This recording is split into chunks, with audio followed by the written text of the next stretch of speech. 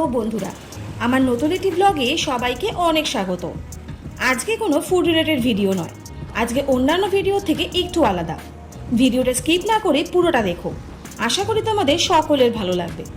শহরের ব্যস্ততম জীবনের একটা দিন ছেড়ে আমরা বন্ধুরা মিলে এই উইকেন্ডে পৌঁছে গেছিলাম মৌসুনী আইল্যান্ড। আমরা মৌসুনী আইল্যান্ডে কোন ক্যাম্পে উঠেছিলাম, ক্যাম্পের রুম রেন্ট কত, খাওয়া দাওয়ার অ্যারেঞ্জমেন্ট, এছাড়া ক্যাম্পের ইভিনিং পার্টি কেমন হয় সবটাই তোমাদেরকে ঘুরে দেখাবো। আর সমুদ্র তো আছেই, সমুদ্রে গিয়ে সমুদ্র দেখাবো না, এটা তো হতেই পারে না। তাহলে এই সব কিছু দেখার জন্য পুরো ভিডিওটিতে চোখ রাখতে হবে।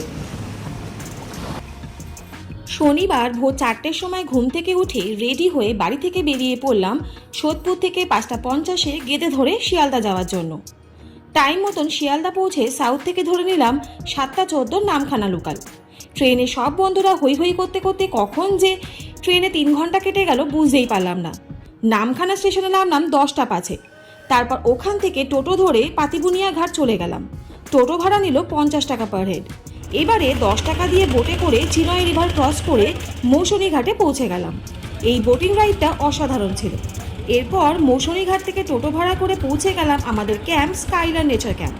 টোটো ভাড়া নিল 70 টাকা per head. Skyland nature camp এটাই হলো আমাদের 2 দিন 1 রাতের আস্তানা। চলুন প্রথমে ক্যাম্পে ঢুকেই আপনাদের রুম ট্যুরটা দিয়ে দিই, নয়তো এর পরের রুমের যা হাল হবে সেটা আর বলার অপেক্ষা রাখে না। আমরা 3টে ফ্যামিলি গেছিলাম।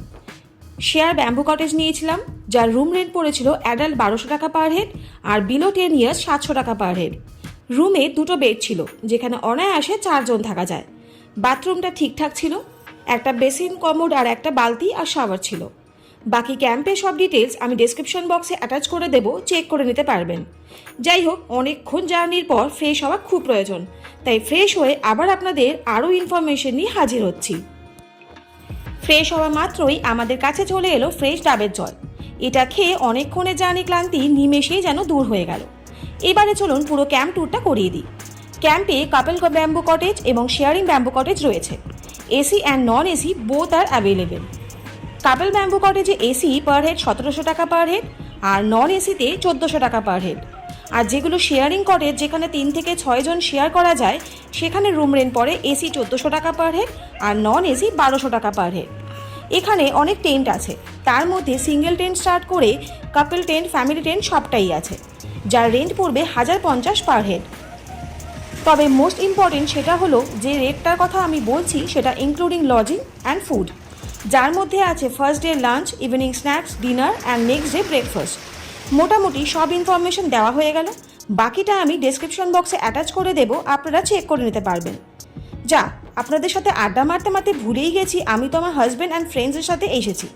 যাই একটু নাচানাচি করে আসি, আসলে যে এন্টারটেনমেন্টের জন্য এখানে আসা আর কি।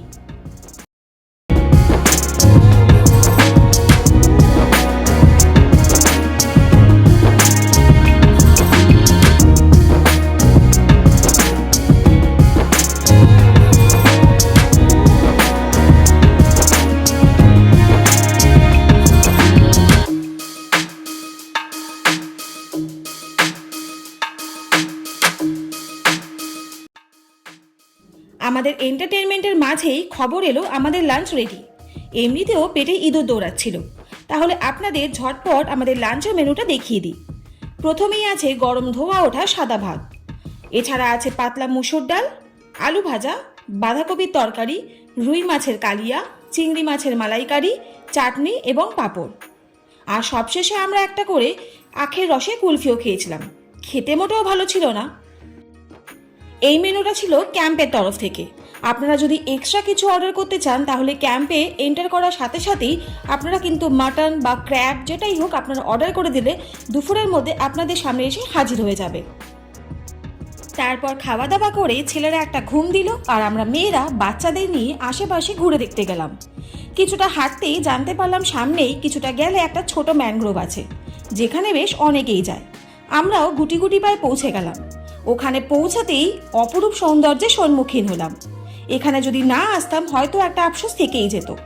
আমরা পৌঁছে বন্ধুরা মিলে বেশ কয়েকটা রিলসও বানিয়ে ফেললাম আর সাথে প্রচুর ফটো সেশন। জায়গাটা ঘুরে ক্যাম্পে ফিরে এসে একটু তো রেস্ট নিতে হবে নাকি?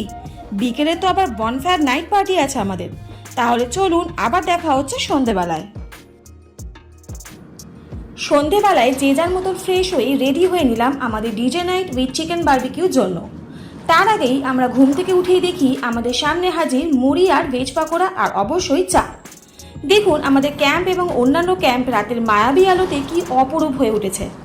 এখানকার সব ক্যাম্পেই সন্ধে নামতেই আলো জ্বালিয়ে দেওয়া এবং ডিজে বক্সে লাউড মিউজিক চালিয়ে দেওয়া এখানকার টিআরপি বলতে পারেন। আর সাথে আছে অবশ্যই বারবিকিউ। 1 কেজি চিকেন বারবিকিউ নিয়েছে 450 টাকা। আমরা 2 কেজি চিকেন অর্ডার করেছিলাম। এদিকে বারবিকিউ হচ্ছে, সাথে আমাদের বন্ধুদের আন্তাক্ষরী কম্পিটিশন ম্যান ভার্সেস উইমেন, জমে গেছিল ব্যাপারটা।